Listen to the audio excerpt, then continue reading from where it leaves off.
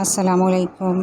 آج کی ویڈیو میں نے اپنے سفر کا آغاز کیا ہے شاردا سے، کیونکہ اب ہماری اگلی منزل ہے کیل۔ اس ویڈیو میں آپ کے ساتھ راستے کے نظارے شیئر کروں گی۔ کتنا وقت لگے گا، کتنا فاصلہ طے کرنا پڑے گا۔ جیسا کہ آپ جانتے ہیں کہ کل ہم پہنچے تھے فیصل آباد سے، اسلام آباد سے ہوتے ہوئے مظفر آباد، اور مظفر آباد سے ہمارا قیام تھا شاردا۔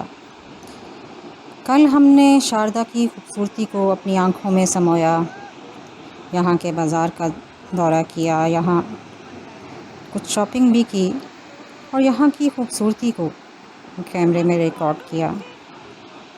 ہم آپ کو بتاتے چلیں کہ اگر آپ نے پبلک ٹرانسپورٹ پر شاردا سے کیل جانا ہے تو آپ کو ہر آدھے گھنٹے کے بعد یہاں سے گاڑیاں چلتی ملیں گی جو آپ کو بآسانی شاردا سے کیل پہنچا سکتی ہیں۔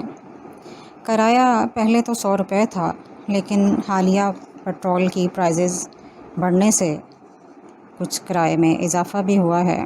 تقریباً 200 تک یہ آپ کو کیل لے جاتی ہیں، اور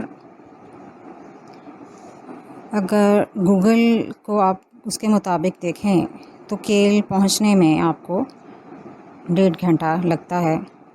21 کلومیٹر فاصلہ ہے، لیکن اگر مقامی لوگوں کی سنیں تو وہ کہتے ہیں کہ روڈ کی حالت خراب ہے اور اس وجہ سے آپ کو 2 سے 2.5 گھنٹے سے تک کا وقت درکار ہے کیل پہنچنے میں۔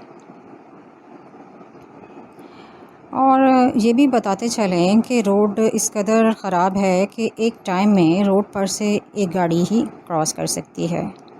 بارش اور خراب موسم میں بہتر ہے کہ اگر آپ خود ڈرائیو کر رہے ہیں تو ڈرائیو نہ کریں، پبلک ٹرانسپورٹ ہی کا استعمال کریں، اور خراب موسم میں سفر نہ کریں، کیونکہ خدا نخواستہ کسی حادثے کا خطرہ ہو سکتا ہے۔ ہم نے تو شاردا سے دواریاں جا کر، ہمارا تھا کہ ہم نے جیپ ایک کرائے پر لی اور جیپ کے راستے ہم شاردا سے کیل روانہ ہوئے۔ ایک بات اور بھی ذہن نشین کر لیں کہ آپ اپنے ہمراہ اپنا ID کارڈ ضرور رکھیں، کیونکہ جگہ جگہ آرمی کی چیک پوسٹیں بنی ہوئی ہیں، آرمی والے چیکنگ کرتے ہیں، اور جگہ جگہ پر شاردا سے جو کیل کا سفر ہے وہاں پر آپ کو یہ چیک پوسٹیں نظر آتی ہیں۔ اگر آپ کے پاس آپ کا ID کارڈ نہیں ہے تو شاید آپ کو یہ آگے سفر کی اجازت نہ دیں۔ شاردا سے جو کیل کا سفر ہے وہ مظفر آباد سے جو شاردا کا سفر تھا اس سے بھی زیادہ خوبصورت ہے۔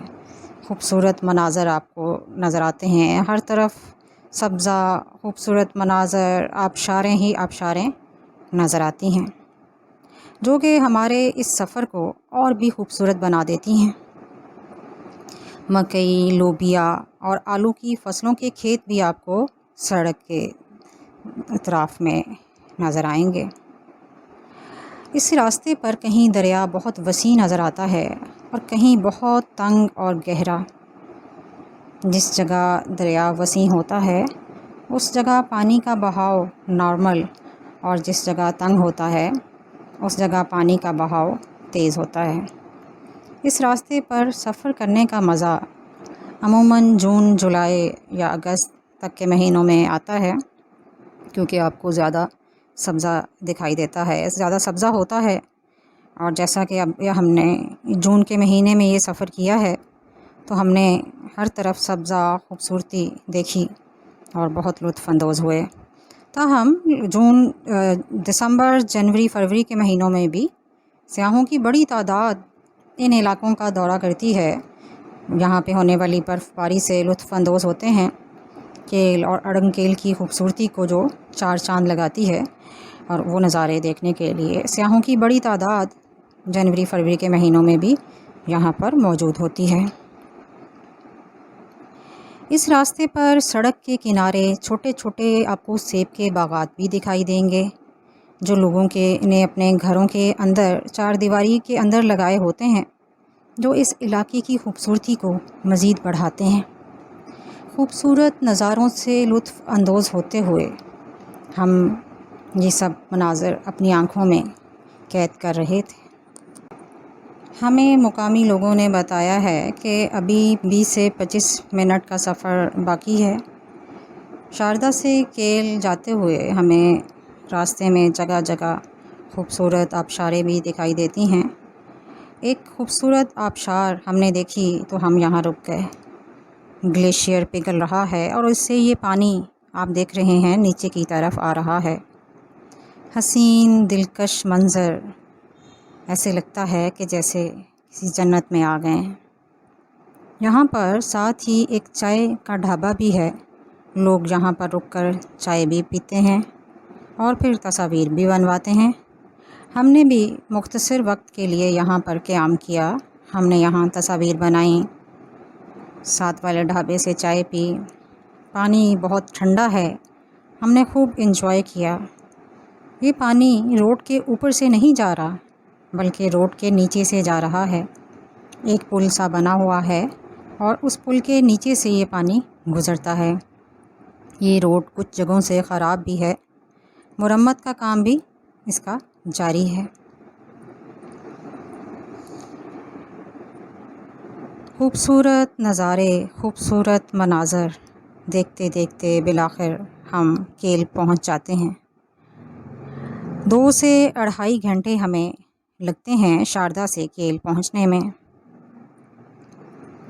मेन रोड से तकरीबन 5 मिनट की हाइकिंग करते हुए हम लिफ्ट वाली जगह पर पहुंच गए, जो हमें आगे अड़ंग केल की तरफ ले जाएगी। केल जाते हुए हमने अपनी हाइकिंग स्टिक अपने साथ रख ली थी, ताहम अगर किसी के पास हाइकिंग स्टिक्स नहीं हैं तो केल की मेन रोड पर जहाँ ये आपको गाड़ी, जीप या बस उतारती है, वहाँ पर ऐसी दुकानें आपको नज़र आएंगी जो आपको ये स्टिक किराए पर भी दे देंगी। तो इसलिए आप वहाँ से बआसानी किराए पर भी स्टिक हासिल कर सकते हैं।